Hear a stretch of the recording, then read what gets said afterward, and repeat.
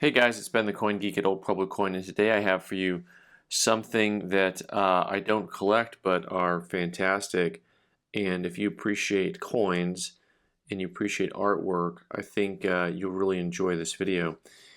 I got a group of large metals, bronze metals in, and we get them often, off and on, and lots of times they're things that it's, very specialized. Lots of these, just so you know, if you're trying to identify them, lots of them do have some type of writing on the edges that'll usually indicate where it's from and what it's made out of. Bronze. A lot of these are the Medallic Art Company of New York. That's a pretty common one. A lot of them are made out of bronze. And the topics will vary widely. I mean, man must sow to reap, right? And so this is kind of a biblical concept. There's a bunch here that had kind of biblical concepts. To get an idea of how big those are, there's your Morgan dollar next to that. So you'll see all kinds of different ones. So a lot of these ones were biblical, but a lot of them also were like war related, which I thought was interesting. In the beginning, God created the heavens and the earth. Here's God, putting the planets in place with his fingers, and he's got man and woman there. And then, and God saw everything that he had made, and he, behold, it was very good. So, and of course, interestingly enough, he's got like was that a protractor? Is that what that's called? All you engineers can get mad at me here. This one is really, really interesting, right? So, blessed are the meek, for they shall inherit the earth. So this is John the Baptist baptizing Jesus in the Jordan. And then, so it's got the whole blessed is the meek, they shall inherit the earth. And then this, for those of you who are unaware of the rest of the story, and now you know the rest of the story, he was beheaded later, John on his head on a silver tray. So once again, a little bit morbid, but the artwork once again on this, I mean, you look at the use of the fields, open fields with the really high relief. This reminds me a lot of it, like a Greek coin where they've got those open fields and the really high relief on it. Now this one, I mean, I might just have to keep for myself. I don't know. That's too much fun. It's got an incuse and a raised version of the Athenian owl, the ancient art of medallic. Perpetuating the ancient art of medallic sculpting. And this is the Society of Metallists, 1930 to 1970, 40th anniversary. Very, very cool. And this one's really neat. What's neat what you can do with the fields, right? So like on this one, I was pointing out how smooth those fields are. And this field has a little granular texture to it, and it's got, wounded brothers there helping each other out. Big scene on that. This one I think is also Medallic Art Company. Let me see over here. Yeah, Medallic Art Company, New York. And then on the other side though, it is the World Unity or Oblivion. And you talk about details, this looks like an atomic blast over a beach, but this beach is not a beach. It's, it's just layers of bodies. Layers and layers of bodies, right? So, yeah, I know. This is really uplifting today, isn't it? But they got a couple more cool ones, but a lot of them are kind of like that. So like this one's real heavy.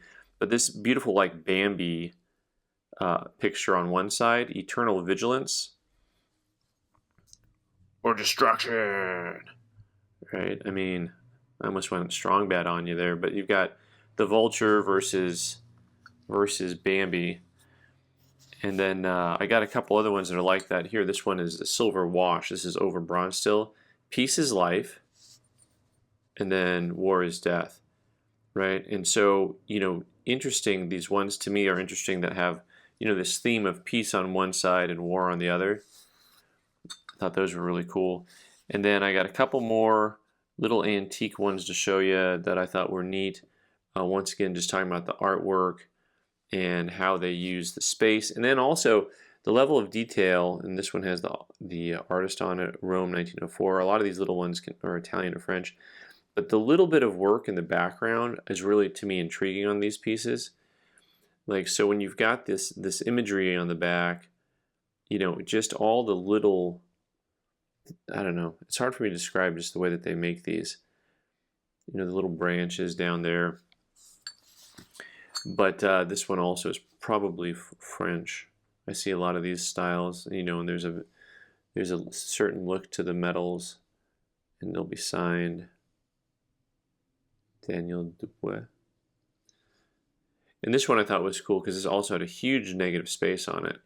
You know, this whole thing is framed out with the kid up against the tree. And I'm not sure, but in my mind I think, you know, this metal could have been made just for that reason.